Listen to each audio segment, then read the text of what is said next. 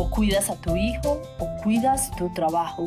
Ese fue el argumento de un artículo de opinión publicado en el New York Times, donde la columnista Deb Berman detalla la situación en la que se encuentran miles de mujeres en tiempos de pandemia.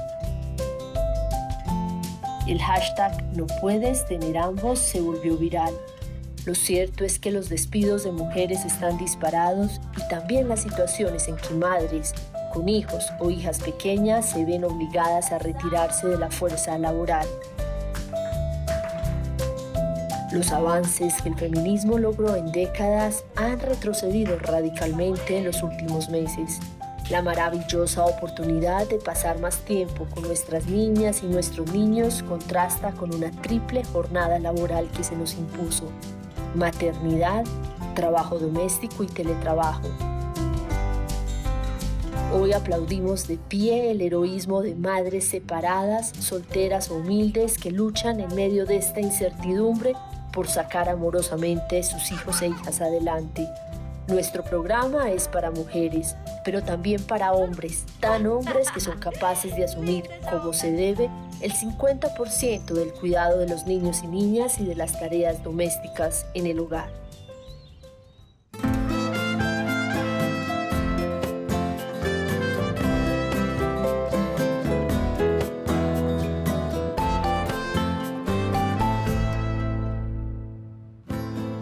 La doctora Eva Obregón Segarra es peruana, ginecobstetra, especialista en biología de la reproducción humana de la Universidad Autónoma de México. La doctora Obregón actualmente se enfrenta al desafío de atender y en ocasiones operar a pacientes positivos de COVID y al mismo tiempo cuidar y proteger a su familia. Con hijos adolescentes se ha interesado en los niveles de frustración de esta población expresados durante la pandemia. Laura Kronchik es argentina, especialista en lactancia y en crianza. Es presidenta y fundadora de la Asociación Civil Argentina de Puericultura. Su trabajo está enfocado en acompañar y guiar a los padres y madres para que se generen acciones que tiendan al máximo desarrollo biopsicosocial de los niños y las niñas. Durante la pandemia creó una serie de conferencias en las que trabaja temas para que los padres transmitan hábitos, pensamientos y conductas saludables. Josephine Landeltinger es directora y productora de cine. Es colombiana. Sus películas abordan temas sociales y de derechos humanos. Su ópera prima, Home, en el país de la ilusión, recorrió algunos de los más importantes festivales de cine del mundo.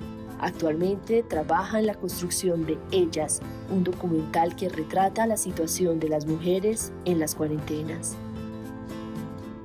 Eva, tienes 2 hijos adolescentes, al mismo tiempo una responsabilidad gigante como médica que eres.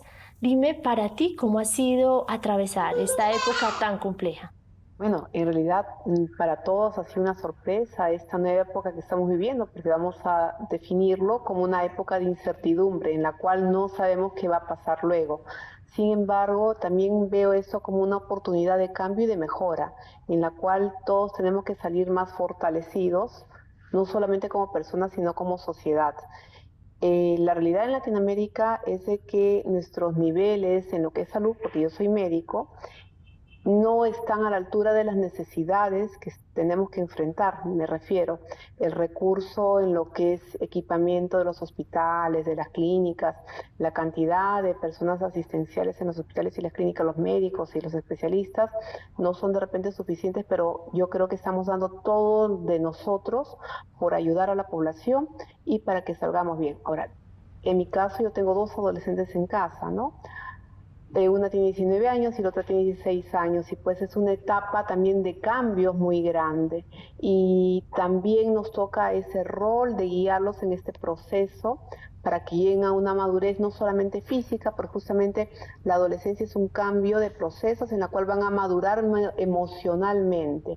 Y esta es una época dura para madurar emocionalmente porque no les permite el ámbito normal en el cual se desarrollen e interactúen y logren esa madurez, pero tenemos que buscar las alternativas para lograrlo. Laura, tú tienes hijos que están entrando en una época muy compleja de la adultez. ¿Tú cómo estás haciendo para acompañarlos en este momento de su vida, en esta coyuntura, de nuevo, tan difícil? Mira, yo me considero una persona de por sí muy positiva. Entonces, hay algo que me impulsa a mí en mi naturaleza que tiene que ver con poder rescatar lo positivo en cualquier situación. Así que rápidamente en esta situación de pandemia traté de encontrar qué era de dónde poder agarrarme, ¿no? De qué poder tomarme para poder decir, bueno, vamos para adelante con esto. Y a partir de ahí hice como una modificación en mi atención, en mi acompañamiento a las familias y empecé a trabajar mucho más en lo que tiene que ver con el sentir y puntualmente con las emociones con los adultos. Y la verdad que es maravilloso lo que sucedió, porque había como un espacio que era necesario ocupar y que era necesario hablar de qué nos pasaba a los adultos que estamos criando hijos en este momento de pandemia, y la conexión con la emoción creo que es básico. A diferencia de Eva y de Laura, Josephine tiene dos niñas, pero chiquiticas. Josephine, sé que siempre nos preguntan cómo está el bebé o las bebés, pero yo quiero saber cómo está Josephine, la mamá. Bueno, eso es cierto. Esta pregunta creo que, no sé, se ha vuelto como lo normal, ¿no? La mujer es la supermujer, es la que tiene 8 brazos y hace todo al tiempo. Se espera que sea, ¿no?, multitasking. Sí me abrumó bastante, o sea, no... Creo que no hay que decir mentiras a nadie. El principio de la pandemia fue un poco abrumador también en el sentido de decir, ok, ¿cómo vamos a manejar esto, no? Luego ya a medida que fueron avanzando los días y las semanas, nosotros encontramos un mecanismo, y el mecanismo clave era poner el despertador. O sea, era como hacer semana y fin de semana, levantarnos igual a las 8 de la mañana, estar listos, porque afortunadamente la grande, entre comillas, la de 3 años, tenía como clasecitas por Zoom, y eso nos ayudaba a mantener un poco como la estructura del día a día. Estoy bien, pero todavía estoy luchando como para lograr ese equilibrio entre el trabajo y la maternidad, que pues también con las niñas tan pequeñas creo que es un poco distinto todavía, ¿no? Porque son más dependientes de la mamá aún. Eva, tú te especializas en ese rango de edad que muchas veces lo dejamos olvidado porque nos preocupamos por los pequeñitos o por los adultos mayores, obviamente, que tenemos que cuidar y proteger. Pero ¿cuál es hoy ese gran desafío para que los jóvenes, que además están atravesando momentos de inseguridad personal profunda, se puedan imaginar un futuro sereno, tranquilo, cuando están parados en medio de la incertidumbre? Bueno, la etapa de la adolescencia, que es justamente la que me toca vivir a mí con las niñas, es una etapa de aprendizajes, de cambios, en las cuales el cerebro realmente está haciendo una serie de nuevas conexiones y aprendiendo a autorregularse. Una de las principales cosas que deben aprender los chicos en este proceso es a esperar y a tomar decisiones acertadas y asertivas y en el momento correcto. De repente lo que trato con ella es de compartir vivencias de lo que a mí me ha pasado en una época muy distinta de la historia del Perú. En algún momento, de repente ustedes saben que Perú atravesó a los finales de los años 80 y principios de los 90, una etapa del terrorismo. Y nosotros sobrevivimos a esa época. Es más, salimos, yo creo, fortalecidos, nos dio capacidad de madurar rápidamente, nos dio capacidad y nos empujó a tomar decisiones acertadas y maduras. Entonces, el reto de esta generación es eso, aprender y buscar sus maneras de poder madurar y poder tomar decisiones acertadas, y también al mismo tiempo nos ha dado la oportunidad a nosotros los padres de compartir un poco más de tiempo, que es perfectamente lo que estaban comentando, que de repente antes no lo teníamos y ahora todos tenemos un poquito más de tiempo, y ese tiempo precioso, verlo como una oportunidad, ¿no? Una oportunidad que debe ser compartir y conversar con ellos.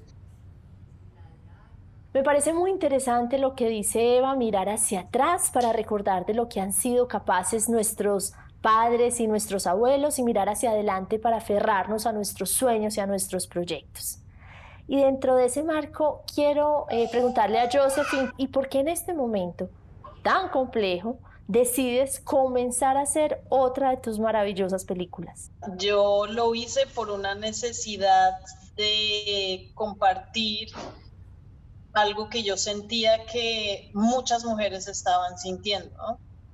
Y pues porque cuando empezó esta pandemia yo dije, uy, o sea, como mencioné al inicio, para mí fue como tan abrumador que yo dije, no, o sea, esto lo tienen que estar viviendo todas las mujeres, o sea, no yo, sino todas. Y empecé a hacer un llamado por mis redes sociales, por los medios de comunicación, que las mujeres que quisieran compartirme sus historias, que me hicieran llegar su historia, que me escribieran un correo y que pues tendrían que tener la voluntad de grabarse por un tiempo. Y la respuesta fue increíble, o sea, me llegaron como 100 historias de mujeres de todos lados, desde la mujer encarcelada hasta la mujer en una casa con piscina de Barcelona, o sea, fue increíble. Y ahí fue que yo dije, o sea, mi sensación era cierta, o sea, fue como en ese momento, y me llegaban correos, o sea, extensísimos, y era puro desahogo. Extraño bailar con otros, extraño no ser madre las 24 horas del día y poder conectarme con mi mujer. Y yo creo que lo que yo sentí en la cuarentena es que yo dije, no, si yo no creo, me enloquezco. Eva, Laura, Josephine, que esta sea la posibilidad también de hacer un homenaje a todas esas madres latinoamericanas que hay veces sin muchas oportunidades, sin ninguna comodidad y en condiciones muy complejas están tratando de sacar a sus hijos y a sus familias adelante. Laura, tú, ¿qué le dices hoy al padre, a la madre que por la cuarentena, por ese convivir tan intenso y permanente, están viendo resquebrajarse su relación, están afectando a sus hijos, que están pasando como pareja, pero también como madres y como padres una situación muy difícil? Yo no sé si le echaría toda la responsabilidad a la cuarentena. A veces lo que siento es que, viste, la cuarentena va a ser la frutilla de la torta o la gota que rebalse el vaso. Entonces, cuando hay algo que no está muy bien constituido y que no tiene unos cimientos muy fuertes, por supuesto que un terremoto como la cuarentena se lo lleva puesto, pero también no. Digo, también hay parejas que en la cuarentena pudieron ensamblarse y pudieron armar una cosa mucho más fuerte y un trabajo en equipo. La llegada de un hijo creo que es más poderosa y más avasallante que todas las cuarentenas juntas. Si yo no estoy entera, si yo no pude encontrarme conmigo misma, si yo no hice un trabajo personal previo, si yo no sé quién soy, qué quiero, qué hago, es muy difícil enfrentar la maternidad. Por supuesto que si a eso se le suma un clima de pandemia, de encierro, donde no tengo una red de apoyo, donde no tengo una tribu, donde no tengo ni siquiera una puericultora que me pueda ver porque estamos atendiendo a las madres a través de una computadora, el contacto, el cuerpo, los humanos somos cuerpo, nos falta esto. Por otro lado, yo presido una ONG de puericultura en Argentina, de lactancia materna, que brindamos los servicios de puericultura de manera gratuita a todos los hospitales, y tuvimos que también buscar la manera de seguir asistiendo a todas estas mujeres que van a parir en los hospitales y que contaban con nuestro servicio. Es muy difícil, estamos reinventándonos todo el tiempo y tratando de sostener como podemos hasta donde podemos. Eva, hay una culpa permanente en las mujeres que tenemos un trabajo que implica mucho de nuestro tiempo o que implica algún riesgo. Tú estás todo el tiempo enfrentada a la vida, pero también ahora en época de pandemia a la muerte. ¿Cómo manejas esa mirada social? Esas personas que juzgan irresponsablemente y que dicen, pero es que ella tendría que priorizar la familia y sus hijos. La contingencia del COVID también ha traído esos desafíos. Por ejemplo, podemos entrar a operar pacientes que tienen COVID y eso implica obviamente riesgo, no solamente para nosotros como personal de salud, sino para ese nuevo ser y tenemos que protegerlo. Una de las reglas ahora acá en la institución de yo trabajo es que toda paciente que entra en trabajo de parto se le tiene que hacer sus exámenes de COVID, tanto a ella como al esposo. Al esposo sobre todo también, porque si el esposo quiere estar presente como es el sueño de toda pareja, tenemos que estar seguros que él es negativo, porque si no, sin querer, podría contaminar al nuevo bebé que está viniendo. El hecho que yo sea médico y que entiendo todo esto, no dejo de tener conciencia en que tengo que marcar muy bien el tema de bioseguridad para mi familia, puntualizar, exagerar, si quiere decir todo lo que sea bioseguridad, llego a casa, hago todo un ritual completo hasta un poco más allá de lo que dicen los patrones, porque también evito exponer innecesariamente a mi familia. La época COVID es una época que sabemos que no va a terminar hoy, va a durar mucho y probablemente va a cambiar muchas de nuestras actitudes y nuestra manera de vivir, pero sin embargo, pues tenemos que adecuarnos y tenemos que seguir adelante. Laura, lo decíamos ahora, hay mucho estrés, hay hambre en América Latina, hay una pobreza creciente, hay muchas mujeres que han perdido su trabajo, hombres también. ¿Cómo manejar toda esa información para no transmitirle inseguridad y angustia a nuestros hijos?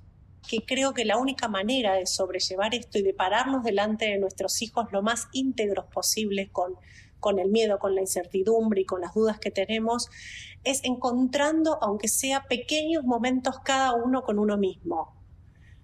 Pero ese momento no es cuando cocino, ese momento no es cuando duermo alguno de los chicos, ese momento no es cuando trabajo y ese momento no es con mi pareja. Es, además de cocinar, de trabajar, de esto y de mi pareja, además necesito un momento, un encuentro personal conmigo misma. Como por ejemplo bailar, como por ejemplo leer un libro, como por ejemplo pintar, como por ejemplo producir algo. Nos vamos desconectando mucho de lo que nos da placer en la vida, mucho, y más cuando tenemos hijos. Porque la mirada está tan puesta en las necesidades de ellos que nosotras nos vamos corriendo todo el tiempo de nuestras propias necesidades. Y si al corrernos de nuestras propias necesidades, además entramos en la locura que trae una pandemia, sin poder conectar con nosotras y conectando solo con nuestros hijos, solo con nuestro trabajo y solo con el miedo y la incertidumbre y todo lo que viene de afuera, nos perdemos. Y porque nuestros hijos están conectados con nuestro alma y están viendo que estamos vibrando en distintas sintonías, nos reconocen todo lo que a nosotros nos pasa. Eva, Laura, yo creo que con Josephine compartimos una inquietud y con muchas mamás que nos están viendo y es ¿qué tiempo, qué tan bueno y qué tan malo es que nuestros hijos destinen un espacio de sus días a ver televisión? Esto lo digo porque para muchas mamás es la única opción que tienen o para tener un momento consigo mismas o para ocuparse de las cosas de la casa. Bueno, definitivamente no es la mejor manera de aprender porque nosotros tenemos otros sentidos y si solamente estamos con la mirada fija en algo y que ya está ya predeterminado, no podemos aprender problemas y soluciones. Tenemos que usar todos los sentidos, el tacto, el olfato, el gusto, sobre todo cuando somos pequeños. Por algo los niños exploran, tocan todo, llevan todo a la boca. Es parte de que van madurando todo su sistema, integrando todo su sistema neuronal, creciendo. Entonces, si ponemos a un niño frente a una pantalla, lo único que va a aprender es mirar imágenes y no va a poder explorar el mundo, no va a poder madurar otros sistemas. La verdad es que no es recomendable, o minimizarlo en todo caso, pero la verdad es que no es recomendable para un pequeño. Busquemos también otros medios, como los medios escritos, que también ayudan a desarrollar nuestra imaginación, pero el estar conectado a una pantalla todo el tiempo nos quita eso. Yo me guío mucho por lo que dice la OMS, la verdad es que hay demasiada evidencia científica respecto de los daños que causan las pantallas cuando el cerebro todavía no está maduro, entonces digo, por un lado bajo esta línea porque uno no puede correrse de lo que la ciencia nos está demostrando. Por otro lado, entiendo que en plena pandemia, todo el tiempo encerrados en casa, donde el chico no puede salir a dar una vuelta a manzana, donde la madre además está conectada a una computadora todo el día o a un celular todo el día, se hace muy difícil. Con lo cual, en esos casos, mi propuesta fue flexibilicemos un poco el uso de pantallas. De hecho, ven a sus abuelos, a sus tíos, a su familia a través de la pantalla. Entonces, flexibilicemos un poco esto con mucho control de contenido, con compañía del adulto en lo posible, donde el adulto decide qué es lo que va a ver, con un determinado tiempo, donde el chico sabe en qué horario hay pantalla y aunque sea muy chiquitito, está escrito en la heladera, está pegado en la heladera el dibujito de a qué hora puede la pantalla con el dibujito de a qué hora es en el reloj. Mi consejo es cuanto más pequeño es el niño, más grande tiene que ser la pantalla para que el adulto que pasa por atrás pueda ver qué contenido está mirando, que la pantalla sea medida la menor cantidad de tiempo posible y que el contenido sea seleccionado siempre por el adulto. Si además lo puede compartir a UPA de un adulto, es espectacular. Quiero preguntarle a Josephine, tú que estás haciendo tantas cosas al mismo tiempo, sola con tu pareja, frente a las dos pequeñitas que seguro son muy demandantes, ¿qué es lo más importante que te ha dejado a ti esta experiencia? Lo que más he aprendido es confiar y calmar, soltar y dejar que el otro haga, aunque lo haga mal, va nuestro concepto, ¿no? Porque yo he aprendido eso también, que muchas veces tenemos 8 brazos, porque de alguna manera es lo que nos han enseñado a través de las generaciones. Vemos otras mujeres, todas lo hacen así, van copiando, vamos haciendo, pero podemos no hacerlo, ¿no? Podemos dejar que no se lave la loza un día, no pasa nada, podemos decidir que yo no plancho, yo odio planchar, ¿sabes? Es como, Edward le encanta, pone su podcast, no sé qué, y yo soy feliz, no tengo que ocuparme de nada de esas cosas. Bueno, esto para hablar de una bobadita, pero es como para decir, ¿no? Como Dejarlos permitirnos hacer. también, sí, permitirnos soltar. Eva, tú que te enfrentas todos los días a la alegría de ver nacer niños sanos en familias unidas, pero que ahora también a la tristeza de ver llegar a este mundo niños alejados de su mamá por el tema del COVID, tú que estás en un peligro permanente, ¿cuál es la lección que sacas de este momento tan desafiante? Lo más importante que me enseñó es a ser agradecida de tener una familia con la cual nos amamos, que nos encontramos en la noche, que conversamos, que nos mantenemos en contacto, como inclusive estamos fuera de casa físicamente. Ser agradecida con tener el cariño también de mis propias pacientes y también ser agradecida por yo quererlas a mis pacientes. Creo que esto nos va a dar la oportunidad también que la mayoría de todos los colegas, todos se conecten otra vez con ese interior, ¿no? Y que nuestra manera de agradecer la salud con la que gozamos es retribuyéndolo con el cariño hacia ellos y también abriendo los ojos y no olvidando la realidad, porque conversábamos que también existe una burbuja en la que estamos viviendo, porque esta realidad de nosotros no es la realidad de un gran volumen de la población, en que esta población a consecuencia de la pandemia va a tener más problemas para acceso a lo que es servicios de salud, a lo que es saneamiento básico, para lo que es educación, para lo que es crecimiento. Y esta generación de adolescentes de la que estamos hablando probablemente es la que más va a pagar, porque dentro de unos años va a ser adulto y esta generación ha sido privada de muchos de esos ventajas que deberían haber tenido. Laura, tantas desigualdades que han salido a la luz con el COVID, ¿cómo hablarle a nuestros hijos de equidad y de justicia en medio de esta pandemia? Los niños, la verdad es que aprenden lo que ven más que lo que les decimos. Entonces, yo creo que el trabajo es de los adultos y hay que desarrollar mucho la empatía, pero una empatía genuina donde pueda sentir lo que el otro está sintiendo sin juzgar lo que el otro hace con eso que siente. A mí me parece que el secreto está en ser cada vez más empáticos, pero no es esto de tan libremente que decimos me pongo en los zapatos del otro. porque no me voy a poder poner en los zapatos del otro. Pero la empatía es una vivencia que no se transmite, se siente. Entonces, cuando yo logro sentir lo que vos estás sintiendo sin juzgarte por lo que haces a partir de lo que estás sintiendo, puedo ver qué es lo que necesitas. Y me parece que la pandemia nos da la llave y tenemos la puerta hoy para trabajar esto. Si no vamos a trabajar la empatía a partir de la pandemia, nos perdimos una gran oportunidad. Quiero despedirme agradeciéndole a Samuel que nos acompañó y que fue muy paciente, pero muy especialmente a ustedes por lo que nos enseñan, por el trabajo que hacen, por su experiencia que seguro nos inspira a ser mejores mamás y sobre todo mejores seres humanos. Muchas gracias Laura, Eva, Josephine por acompañarnos hoy en Fuerza Latina.